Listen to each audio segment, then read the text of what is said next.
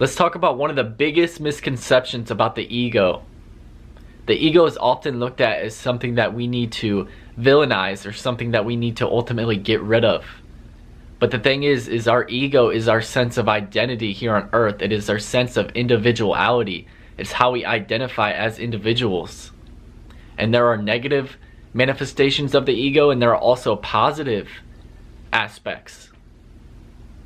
For instance, my name is Jamie. That is how I identify here on earth as an individual. It is a name I was born with, but it's not something that explains the totality of my being.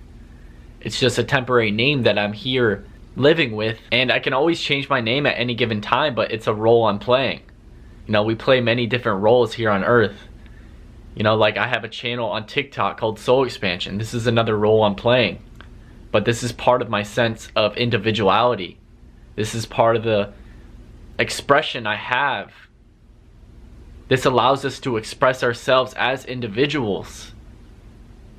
And this is also our survival mechanism that tells us when we need to eat. But when the ego over-attaches to our roles, over-attaches to our identities, over-attaches to certain things in life, this is when negative manifestations start to happen. But what the ego allows us to do, it allows us to be aware that we are consciousness. It allows us to question things around us, because animals don't have egos. They don't have sense of identities. They don't know that they're a dog. They don't know that they're a cat. They're just running around being a cat. They're running around being a dog. And we as humans, we're being humans, but we're always, questioning, what the fuck are we doing here?